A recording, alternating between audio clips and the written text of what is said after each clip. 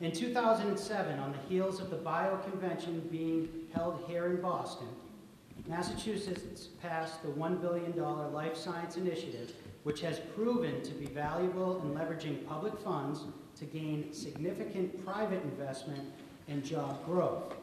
As governor, how would you ensure that we continue to meet the commitment set forward in the LSI and build on that success? First to answer this one is Mr. Baker. Well, I think the first thing you have to do is make sure you got your fiscal house in order, because if your fiscal house isn't in order, you don't have the ability to make strategic investments in much of anything.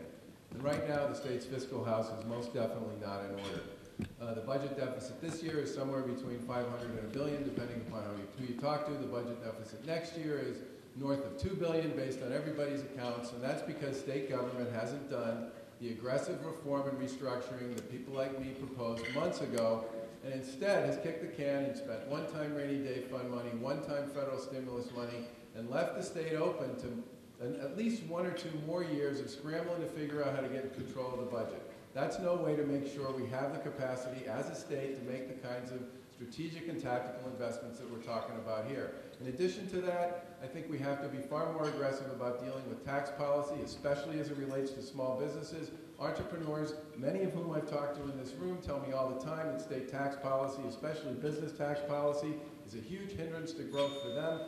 And we also have to get serious about dealing with regulatory policy, which I mentioned previously. Thank you, Mr. Baker. And Mr. Cahill, as governor, how would you ensure that we continue to meet the commitments set forward in the LSI and build on that success? The only way I feel we can do that, to continue the commitment as we go forward, is to grow jobs. Grow jobs all across the Commonwealth of Massachusetts. When we were at less than 5% unemployment prior to this recession, we brought in $21 billion worth of revenue.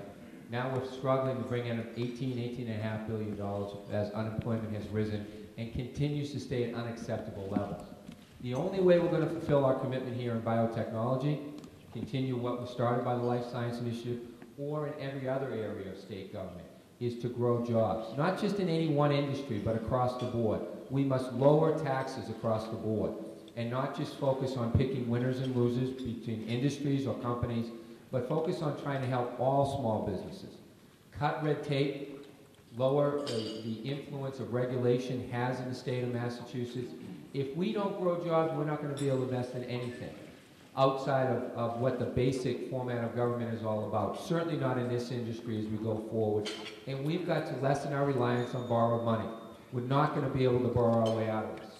Thank you, Mr. Cahill. And Mr. Patrick, as governor, how would you continue to build on the success of the Life Science Initiative? Well, first of all, it has been a success, and I've shown my commitment to it even during the worst economy in living memory, because we've cut $4.3 billion out of state spending in order to continue our investment in the life sciences and in other key areas.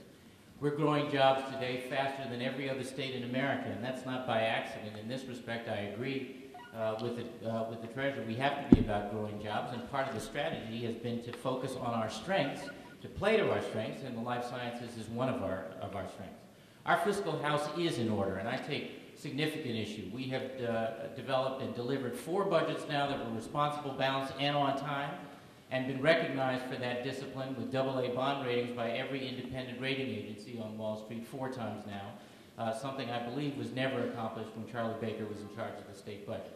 We are making decisions and choices all the time. We would make different choices than my worthy opposition here, and one of the choices that we would make and have made are to continue to invest in the life sciences because it's a sweet spot for us here in the Commonwealth.